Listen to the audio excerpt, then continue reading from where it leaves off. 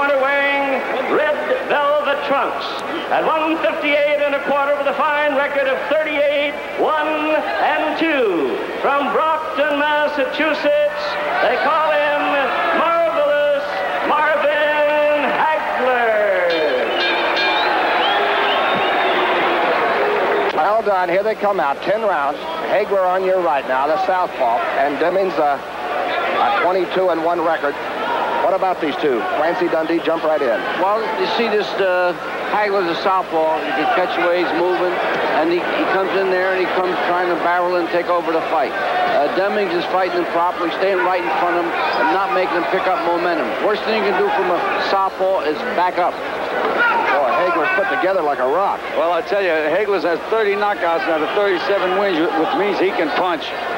And, of course, Doug Demmings has had good training for this fight. He fought Sugar Ray Seals, another southpaw, 15 rounds. So he's had some experience with southpaw. It should be an interesting fight. And number 1 of 10. A lot of excitement. You can feel it here at the Olympics. These people see fights every week. They know. This is a big fight for both fighters. Marvin Haglar can move right into the middleweight picture with a big win tonight. I'm impressed with Demmings, the way he's fighting the southpaw, not backing up from him, staying steady, not getting rousted out of position. Because if you back up on a southpaw time, you'll see that that's when they land effectively. You have to force the southpaw, huh? You got to force the southpaw, and you stay right in front of him and try to have the tempo of the fight.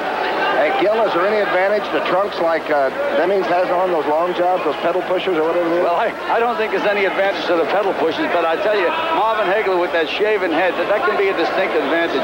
I know I never liked any of my fighters to fight a fighter with a shaven head because that can be a weapon. That can open you up pretty quick. And we do have strange cut rules in California, so we'll keep posted, huh? Right, you got to be very careful you don't get cut too early. It's a 10-point must in California.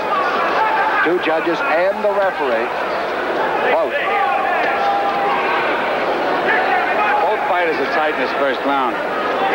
Both alert, both showing a lot of respect.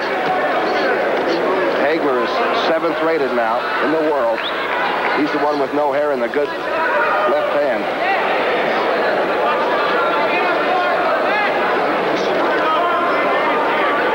Has fought the better opposition. He has a win over Sugar Ray Seals, who defeated Doug Demmings. He's also beaten Kevin Finnegan and Mike Cole, but he's been in with some pretty good middleweights. Haglar at 158 3/4, Demmings at 159 3/4. And this division can really punch, right? And Haglar looks like the heavyweight compared to Demmings. Whoa! Did the knees buckle that time? How good was that left hand? Well, I tell you, it was a good punch, but the glove was open.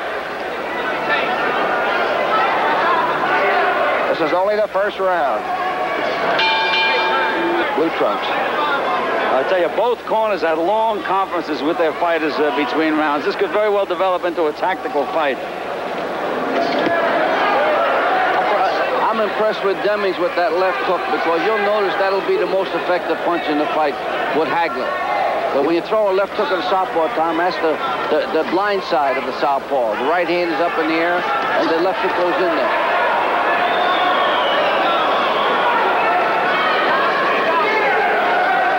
Haglar can really take a punch, though. Haglar can do a lot of things. He's a very good middleweight. These are 2 well-schooled, experienced middleweights. I tell you, Demmings seems to keep his legs a little too far apart, which can take away from your punching power. When he plants himself, he really spreads his legs. Last year, Haglar knocked out Willie Monroe twice. And at that time, Willie Monroe had some good thoughts about big world titles. Yes, he sure did. And I'll tell you, he handles himself real well in there. And he's a very good school fighter. Demmings is still a little tight, and when you're tight, if you get hit, you can be hurt. He just hasn't relaxed. He hasn't found himself. His left eye looks like it's partly closed. Yeah, it looks like it got caught a glove in it, and it got sort of blurred vision right now. Well, blinking. That can bother a fighter. Harold Weston, in his last fight for the welterweight championship of the world, got thumbed in the eye, and it took him about 2 or 3 rounds before he could get himself together and find the other fellow. It can really blind you. Demmings has a little welt under it. I noticed him feeling at it. Well, they'll have to work on it in the corner between rounds, and just about all you can do is throw some good cold water in there and hope for the best. Looks like Haglar's hit it a couple of times since, hasn't he? Haglar got to hit him with a very good left hand. The kid took it well. He doesn't have much movement of the feet, though, does he? Demmings I'm talking about. He's sort of got a white stance, hasn't he? I tell you, Demmings threw a nice combination, but his punches are more or less arm punches and slaps. He doesn't close his glove. With all the punches thrown, the fellow's bleeding from the nose is Marvin Haglar from that right uppercut was thrown, and Demmings is bleeding from the mouth. Well, if we were judging the fight by blood, then it would be an even fight right now. Haglar from Boston and Demmings from Minneapolis. You're right, there's blood on Haglar and a bad eye on Demmings. Closing seconds of round 2. This was supposed to go 10. Yeah, well, what they were doing, they were working on the bloody nose of Haglar, and with Demmings, they were trying to clear his eye. Is a nose worse than a bad eye if it's not, the eye's not too bad? Which is the worst thing? Well, the eye would be the worst thing to have, because once your vision's impaired in that ring, you're in trouble. How about the breathing with a bloody nose? Well, I can get you tired, but it's not a sudden tragedy. Demmings had a pretty good little uppercut, Very impressed by Demmings because everyone didn't give him a shot against Haglar. They were trying to say that it would have been too much for Demmings. Demmings has got the numbers to hit Haglar with, that right uppercut, that left hook. He's hitting Haglar with those punches. Yeah, Haglar's starting to reach in there, which can be very, very dangerous. Demmings has 9 knockouts in his 20 wins, so you're right. He can hit. I tell you, Demmings is fighting a smart tactical fight. He's moving to his left every time Haglar tries to lead, and it brings him right outside Haglar's right foot, and Haglar can't find him.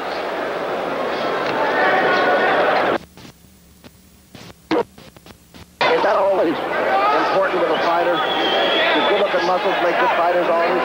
Muscles ain't the thing. You got to have muscle tone, Tom. If you got bulky muscles, you have a tendency to wear out pretty easy. Now, I'm surprised the way Haglar's reaching for Demming. Demming must be a pretty smart fellow in there because he's taking away distance from Haglar. He's quick. He's moving, feinting, punching, and getting out of there. See him take that step over to the left? That's what you have to do against the southpaw. Haglar's got a tough-looking jab, though, doesn't he? He's tough from the top of his head to the bottom of his feet, Tom.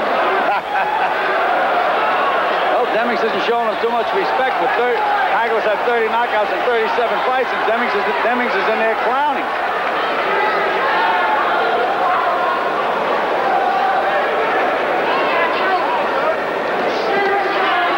Making a big mistake now, Gil, backing up like that. Yeah, never back up in a straight line against the southpaw. Never straight line. You go either side of the southpaw. Never back straight up.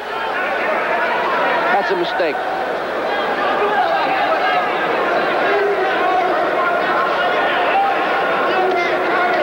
That Haglar looks strong. He's what we call a bricklayer in our trade.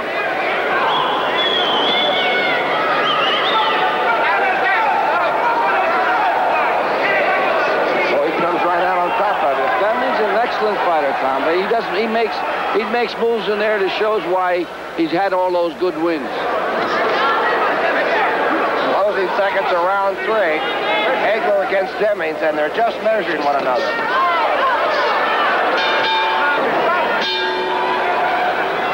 Round number 4. They got the nose, the bleeding stopped on Haglar, did they? Well, no, they're working on it. It's still bleeding. What they got to do is try to contain it. That happened between round. Now Haglar is really going after Demmings in round 4. And he's starting to make Demmings move the way he wants him to move. How did you guys see it after 3 rounds? I had it 2-1 myself, Gil. How'd you have it? Haglar? Yeah. Haglar just landed a big straight left hand. He sort of turns right side once in a while. He's not southpaw. No, he goes right. both ways. He's a very... Now he's fighting orthodox. He's not fighting southpaw now. Fighting right-handed right now. Now he turned around again. Now he's southpaw.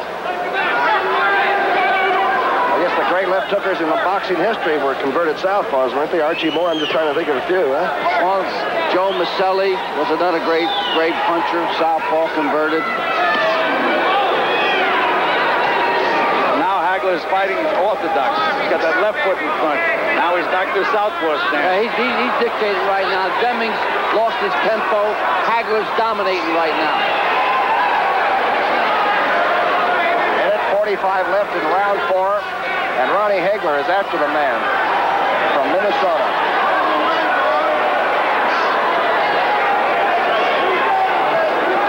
Demmings is going to have to nail Haglar with a good punch to make him respect him, because now he's just starting to walk in and really take charge. Oh, now Demmings laughed at Haglar and... That's laughing, you know, after it's too late, because laughing like that don't help you. He's just trying to con his way through. But Haglar's really dominating right now.